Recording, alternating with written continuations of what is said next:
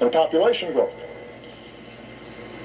That's not necessarily a mystery or an accident.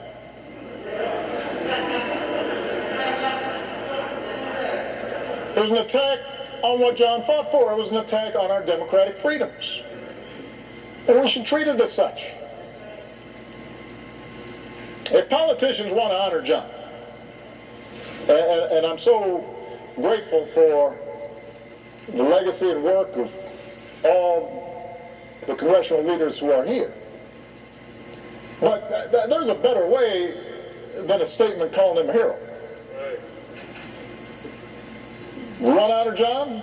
Let's honor him by revitalizing the law that he was willing to die for.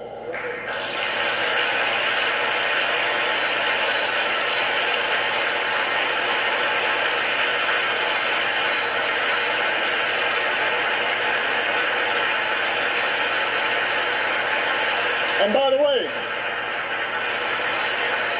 naming it the John Lewis Voting Rights Act, that is a fine tribute.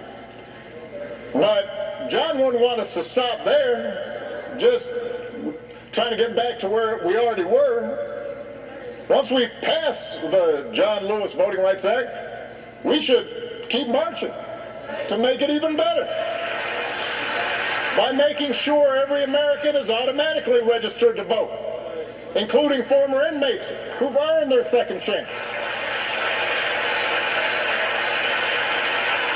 By adding polling places and expanding early voting and making Election Day a national holiday. So if you are somebody who's working in a factory, or you're a single mom who's got to go to her job and doesn't get time off,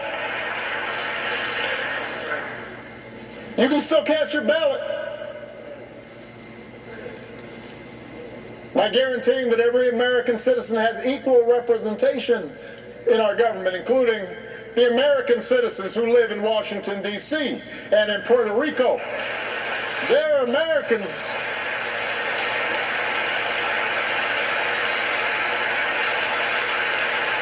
By ending some of the partisan gerrymandering so that all voters have the power to choose their politicians, not the other way around. And if all this takes eliminating the filibuster, another Jim Crow relic, in order to secure the God-given rights of every American, then that's what we should do.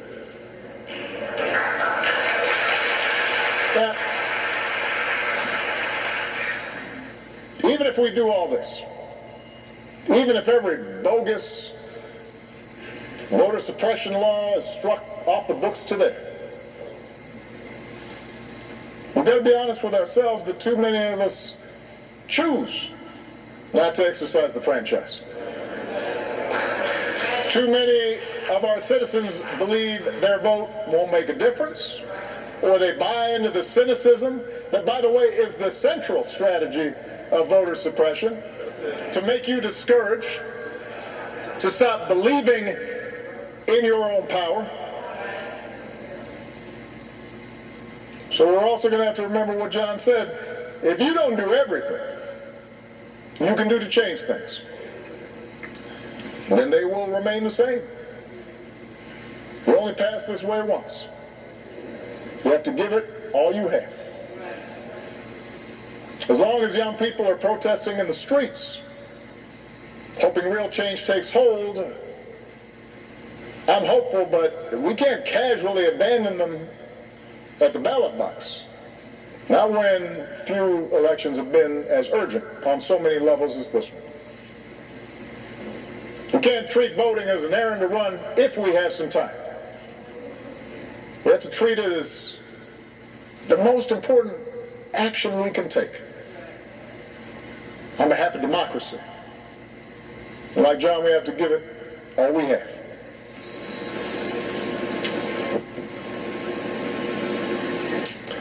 I was proud that John Lewis was a friend of mine.